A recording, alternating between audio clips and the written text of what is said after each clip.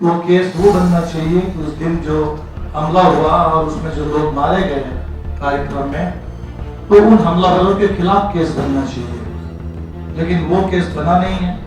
और भीमा कोरेगांव के नाम से नगर परिषद के ऑर्गेनाइजर्स के ऊपर और बाकी तमाम फर्जी मामले जोड़ करके केस बना दिया गया। इसको एक आम डेमोक्रेसी का मुद्दा बनाना पड़ेगा, क्योंकि उस समय हम याद करके देखें, अगर इमरजेंसी के खिलाफ देश में माहौल बना था, उसका एक बड़ा कारण था कि सारे पॉलिटिकल अपोजिशन को जेल में डाला गया।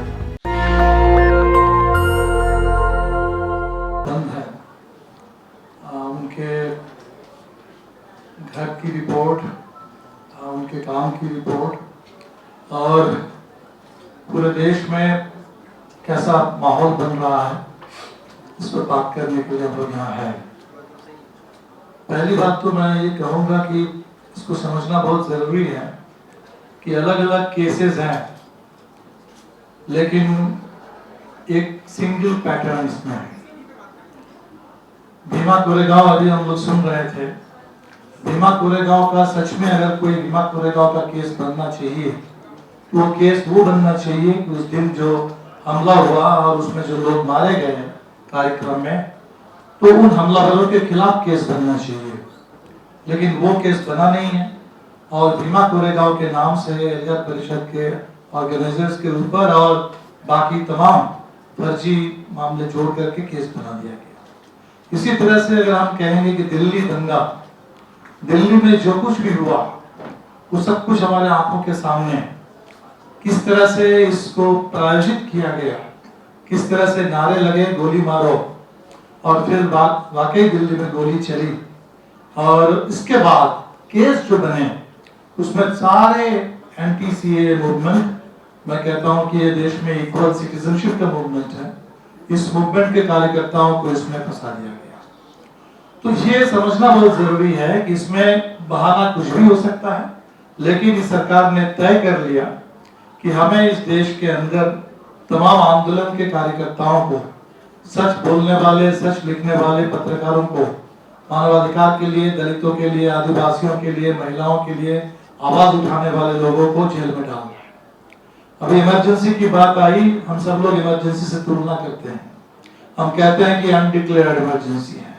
शायद यही इस इमरजेंसी की खासियत है, इसका ज्यादा स्ट्रेंथ है कि अनडिक्लेयर्ड है। इमरजेंसी के दौर में पॉलिटिकल अपोजिशन को जेल में डाला गया था, जेपी से लेकर के तमाम हमारे देश के बड़े लीडर्स जेल में थे, और इसीलिए राजनीतिक बंदियों की रिहाई एक बड़ा मुद्दा बना था। हमें याद है, हम सब लोगों की राजनीतिक शुरुआत उस पूरे पॉलिटिकल प्रिजनर्स के रिलीज के मूवमेंट से हुई। लेकिन आज कश्मीर को अगर छोड़ दिया जाए तो अभी तक शायद मेन स्ट्रीम अपोजिशन के लीडर्स को जेल में नहीं डाला गया। हम लोग बाहर हैं, ज्यादातर कम्युनिस्ट पार्टी के लोग भी बाहर हैं और तमाम पार्टी के नेता बाहर हैं, लेकिन जो जेल में हैं, पहली बात बिल्कुल समझना होगा कि पॉलिटिकल प्रिजनर्स हैं। पॉलिटिकल प्रिजनर मैं इसलिए कह रहा हूं कि इनकी पॉलिटिक्स क्या है, इनका कोई पॉलिटिकल एफिलिएशन है कि नहीं है, दैट डजंट मैटर, इसलिए नहीं है, but they are all victims of a particular kind of politics. जो स्टेट का आज का पॉलिटिक्स है, वो जबरदस्त, उसका जो पूरा प्रोसिक्यूशन है, उस पॉलिटिक्स के ये विक्टिम्स हैं। और इसीलिए बिल्कुल ये जरूरी है आज कि ये प्रिजनर्स के रिलीज का सवाल सिर्फ परिवारों का सवाल ना रह जाए, सिर्फ उस मामले में जो लोग गिरफ्तार हैं, ये संख्या बढ़ रही है, संख्या और बढ़ेगी, लेकिन ये एक वाकई एक बड़ा जन आंदोलन बने। जैसे किसान आंदोलन बड़ा जन आंदोलन था, जैसे रोहित वेमुला की सांस्थानिक हत्या के बाद जो दिल्ली से, जेएनयू से लेकर के हर जगह छात्र आंदोलन शुरू हुआ, वो एक बड़ा जन आंदोलन था। जैसे सीएए के खिलाफ आंदोलन एक बड़ा जन आंदोलन था। बिल्कुल आज जरूरत इस बात की है कि तमाम हमारे जो साथी जेल में हैं, उनकी रिहाई का प्रश्न भी इतना बड़ा एक प्रश्न बन जाए, इतना जरूरी एक प्रश्न बन जाए। और अगर ये पॉलिटिकल प्रिजनर्स हैं, तो देश के पॉलिटिकल अपोजिशन को, देश के पॉलिटिक्स का इसको एजेंडा बनाना हो। अभी हमारे देश में अपोजिशन की यूनिटी की एक प्रक्रिया शुरू हुई है, और हम यही कोशिश करेंगे कि ये जो मुद्दा है, जो एक तरह से समझा जाता है कि मानवाधिकार आंदोलन का मुद्दा है, आज कश्मीर छोड़ करके अभी तक ये नहीं हुआ है। शायद ये सिर्फ एक सीक्वेंसिंग की बात है, वक्त की बात है, और वो दिन दूर नहीं है जब पॉलिटिकल अपोजिशन को जेल में डाला जाएगा। क्योंकि आज भारतीय जनता पार्टी खुलेआम ये कह रही है कि देश में बाकी पार्टियों के लिए कोई औचित्य नहीं है, उनका समय समाप्त हो रहा है, देश में एक ही पार्टी रह जाएगी। और अमित शाह कह रहे हैं कि हम 40 साल 50 साल यहाँ राज करेंगे। तो एक तरह से इंडिया एक single party rule, single party state की तरफ हम बढ़ रहे हैं। और अगर हम ये बढ़ेंगे तो जाहिर सी बात है कि तमाम जो पॉलिटिकल विपक्ष है उनकी जगह जेल के अंदर होगी। और इसीलिए हमें लगता है कि हम सब लोग मिलकर के इसको कोशिश करें। ये लड़ाई जाहिर सी बात है कि सिर्फ बेल की बात नहीं है, और बेल नहीं देना है, इसीलिए यूएपीए लगा दिया गया। यूएपीए ऐसा ही कानून बनाया गया जो जैसे अंग्रेज राज करते थे, जैसे राउलेट एक्ट था, बिल्कुल उसी का उत्तराधिकारी है।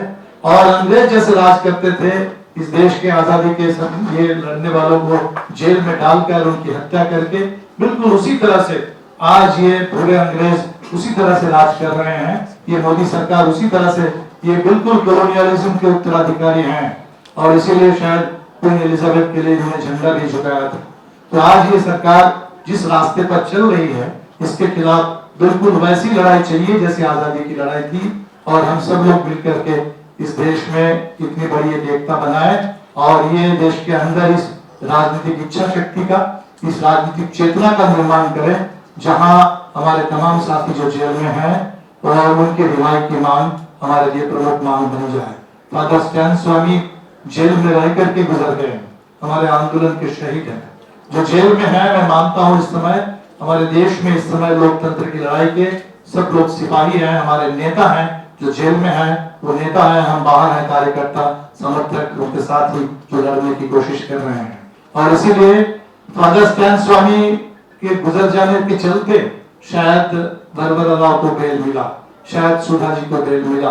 अगर स्टैन स्वामी नहीं जेल में उनका निधन होता इस तरह से, शायद वो बेल भी नहीं मिला होता।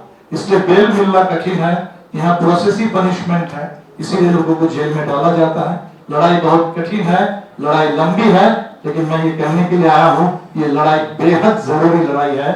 और हम सब लोगों को मिलकर के इस लड़ाई को लड़ना है, इस लड़ाई को जीतना है, तभी हिंदुस्तान बचेगा, लोकतंत्र बचेगा और हमारा भविष्य सुरक्षित हो पाएगा। आज हमारे जो भी साथी इस बारिश के बावजूद यहाँ आए हैं, और खासकर हमारे जो साथी जेल में हैं, उनके परिवार के लोग जो यहाँ आए हैं, खासकर मैं उन तमाम साथियों को अपनी तरफ से सॉलिडारिटी व्यक्त करता हूँ। और कोशिश करूंगा जरूर कि ये देश में एक पॉलिटिकल मुद्दा बने, और देश के जो पॉलिटिकल अपोजिशन है वो इस पर खामोश ना रहे। पॉलिटिकल अपोजिशन पॉलिटिकल प्रिजनर्स के रिलीज के सवाल को, लिबर्टी के सवाल को, जस्टिस के सवाल को, जब हम कहते हैं कि संविधान खतरे में है, तो संविधान का प्रेम्बल खतरे में है, संविधान के प्रेम्बल में वो किए गए कमिटमेंट खतरे में है। और उसमें एक नंबर का कमिटमेंट है लिबर्टी, एक नंबर का कमिटमेंट है जस्टिस। जस्टिस और लिबर्टी के लिए हम सब लोग मिलकर लड़ेंगे। इसी के साथ मैं अपनी पार्टी की ओर से और पूरे देश के वामपंथी आंदोलन की ओर से इस पूरे मुहिम के साथ एकजुटता व्यक्त करता हूं और इस मुहिम को तेज करने का संकल्प लेता हूं।